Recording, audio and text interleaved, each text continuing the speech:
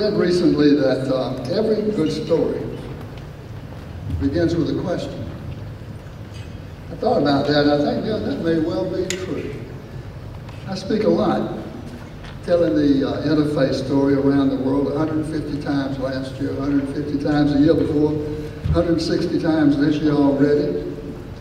And there's usually a question and answer session after my remarks. The most challenging question I ever got was after speaking to the green team of an American chemical company that shall remain nameless to protect the innocent and not persecute the guilty. The question, Ray, in a sustainable world, do you think there will be a place for carpets? Well, I was stumped. I mumbled something not very coherent in response. And then later, too late, I thought of what I wish I had said. You know how that is? You've probably had that experience. I'll be ready next time if the question never comes again. And I'll get to that in a minute. But the interesting thing I learned was what lay behind the question. This same green team, some 300 people, had recently been through an exercise, a thought experiment. They had been divided into 30 teams of 10 each. All teams had the same assignment. You have been chosen to take a space voyage to a distant planet. The voyage will last and span many generations. The question, what will you take with you on your spacecraft to assure a successful voyage? The 30 teams worked through the night on their plans and then reported their plans the next day. Here's the punchline. Sorry. Not one single team named one single product made by their company.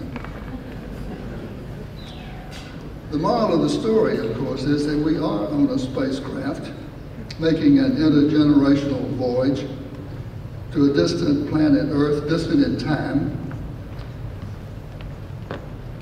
And how sad it can be to be working for a company whose products the company's own people agree don't belong on spaceship Earth.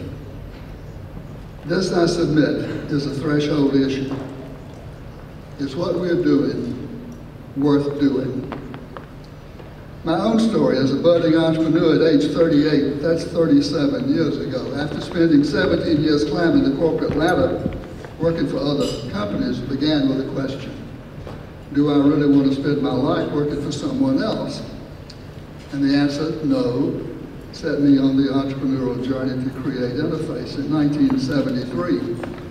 21 years later, a new chapter in my story emerged, the story that brings me here, the story I tell 150 times a year. It began with another question. What is your company doing for the environment?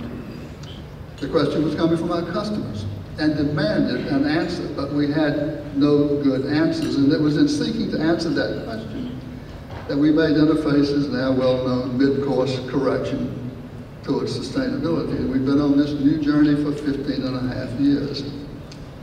Oh, yeah, the answer that I will give if I am ever again asked in a sustainable world, do you think there's a place for carpets, is this. We're in the business of making and selling beauty and comfort to lift human spirits and make people happier. And if we can do that sustainably, and only if we can do that sustainably, then yes, there will be a place for interface carpets in a sustainable world. And by sustainable, we mean taking from the earth only what can naturally and rapidly be renewed by the earth and doing no harm, no negative impacts to the biosphere. Now, why am I telling you this? It is to say to anyone who will listen, something only 75-year-old elders can get away telling, saying, do you know the question your life story will seek to answer? If it is, how can I get rich or even make my shareholders rich, that's probably the wrong question. And the result is likely to be at best boring and at worst a failure.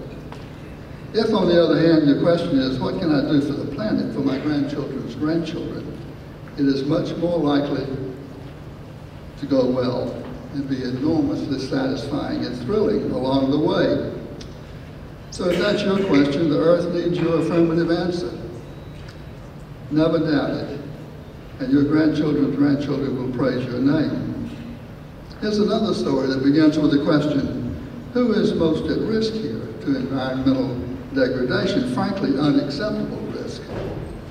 Let me tell you how I met this person. It was a Tuesday morning in March of 1996, and I was speaking into a gathering of interfaith people in Southern California. As I did frequently in that early stage of our journey, I was trying to bring them along on this mission of stewardship, often not knowing whether I was connecting. But 5 days later, back in Atlanta, I received an email from one of our people who had been in that Tuesday morning meeting, and it was a message from Glenn Thomas. And in the message was a poem that he had composed after our Tuesday morning together.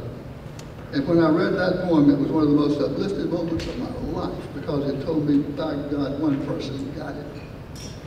Here's what Glenn Thomas wrote.